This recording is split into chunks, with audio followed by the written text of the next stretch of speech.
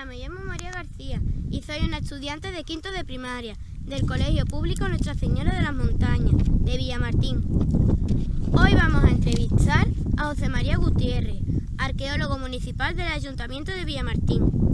Buenas tardes, José María. Hoy vamos a hablar del Castillo de Matrera, también conocido como la Torre Pajarete. El Castillo de Matrera es una fortaleza española situada en el Cerro Pajarete de Villamartín y desde 1985 está considerada bien de interés cultural y patrimonio histórico de España. José María, ¿nos podría hablar resumidamente de la historia del Castillo de Matrera? Bueno, pues nada, buenas tardes. La historia del Castillo de Matrera es casi la historia del propio Villamartín. Villamartín se funda en lo que se denominaba desde época medieval el campo de Matrera. ¿Y por qué se denominaba el campo de Matrera? Porque era Matrera el castillo y la villa con ese nombre, la villa un sitio poblado, los que eran la cabeza de ese territorio. Ese territorio está en lo que es la frontera entre el reino de Granada, que era un reino musulmán, y el reino de Sevilla, que era un reino cristiano. Entonces fue frontera durante mucho tiempo. Y hubo una serie de cambios de titularidad, unas veces pertenecía al reino de Granada, otras veces se conquistaba por los reyes de Castilla y formaba parte del reino de Sevilla. Entonces es la historia de la época medieval de Villamartín. Sabemos por los documentos que se han conservado que en el siglo XIV, que ya es cuando los reyes cristianos lo conquistan Matrera definitivamente, el rey Alfonso XI, en 1341, cede el castillo de Matrera a la ciudad de Sevilla. Y por eso la ciudad de Sevilla tiene tanta relación con Villamartín, no solamente porque el rey Alfonso XI lo cede sino que la propia fundación de Villamartín tiene que ver mucho con la iniciativa que parte desde el Ayuntamiento de Sevilla en el siglo XVI, a principios del siglo XVI. Entonces, más o menos, la función que tenía era de fortaleza, ¿no? Tenía una función de fortaleza, sobre todo para protección, cuando se avistaban desde lo alto de la torre posibles peligros de invasión por parte de los contrarios, pues desde la torre se avisaba a la gente que vivía en el campo, que trabajaba en el campo, se avisaba de día con humo y de noche con fuego para que las personas que vivían en el campo se pudieran acoger a la protección del castillo. Entonces siempre fue, que incluso hay alguna explicación del nombre de Matrera, es que era la madre de todos, era una especie de sitio de acogida que actuaba de madre, como una madre quiere a sus hijos y que los protege, ¿no? Y por eso hay una interpretación que dice que Matrera significa mater erat, que era como una madre, acogía y protegía a sus hijos. ¿Y qué importancia tiene para la historia de nuestra comunidad? Pues tiene para Villamartín mucha, porque ya como te he contado, o como os he contado, es prácticamente el origen de Villamartín, ¿no? Son sus antecedentes medievales. Por otra parte, en la comarca es una de las fortificaciones, de los monumentos de arquitectura defensiva más grandes. Tened en cuenta que todo el espacio de lo que conocemos como patio de armas, todo el espacio que está rodeado por la muralla, no solamente tenemos que pensar en la propia torre, que es solamente una parte de esa arquitectura, sino en las murallas, ¿no? Y el espacio que circunda las murallas es de los más grandes de los castillos que conocemos en la comarca. Tiene 1,5 hectáreas, con lo cual estamos hablando de un bien de arquitectura defensiva medieval muy destacado, muy grande en dimensiones, lo que viene también unido a la importancia histórica que tiene para explicar la historia de Villamartín y de esta parte de Andalucía.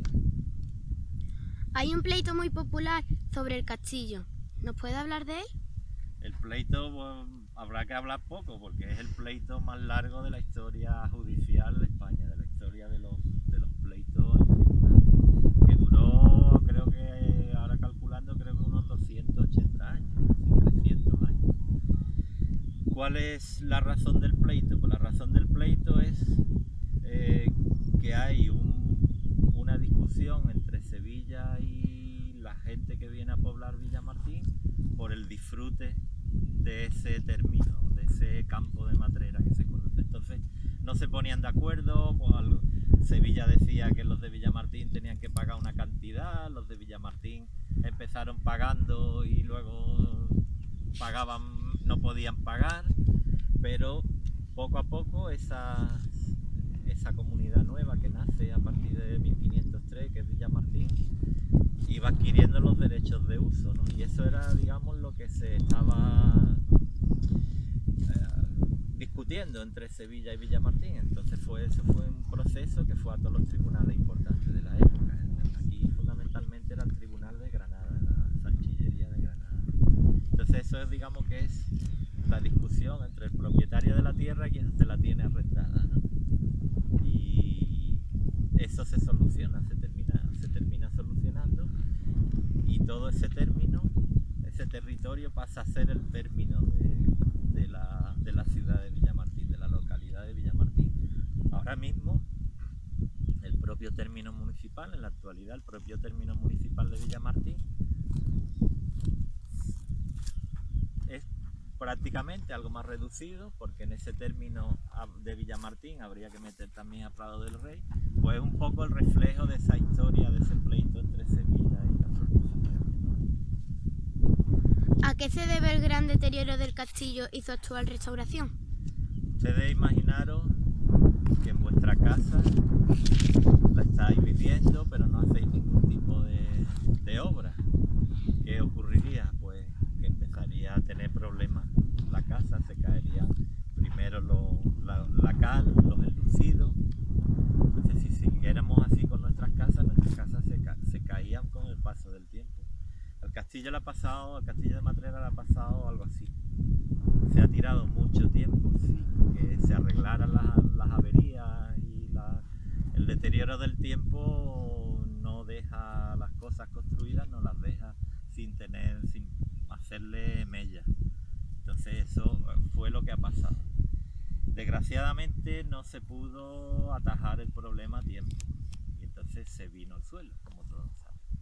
Claro, la legislación actual no permite que se haga una restauración mimética.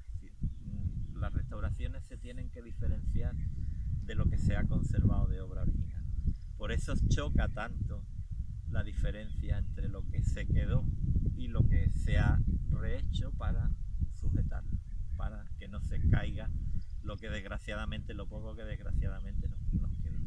Por eso es un poco el choque visual que encontramos entre el paramento original, los muros originales que han quedado después de aquel derrumbe, y los muros ya modernos que se han hecho para sostenerla. Pero cuando se vio deteriorado, no se pudo arreglar a causa del tiempo, algo, del dinero. A causa del dinero, como sabéis, al final fue como el pleito de Matrera. Vamos a ponerle, fue el pleito 2. Nadie decía yo voy a poner dinero. Entonces hubo que negociar. ¿El castillo es de propiedad privada o pertenece al pueblo? El castillo es de propiedad privada, y el castillo prácticamente ha sido siempre de propiedad privada. De todas formas, como parecía que no, el ayuntamiento hace ya unos años hizo una investigación y se llamó a muchas puertas para informarnos si el castillo tenía algún propietario. En efecto, se descubrió que tenía un propietario. Y claro, es una finca que ha ido cambiando, se ha ido vendiendo, comprando. Entonces fue una investigación difícil hasta que se pudo dar con el propietario. ¿Y el castillo puede ser visitado? Sí, el castillo normalmente se puede visitar. Es un sendero que se puede, y la propiedad nunca ha puesto problemas al acceso. Digamos que es como muchos sitios a los que se puede ir sin problemas, sin problemas para acceder.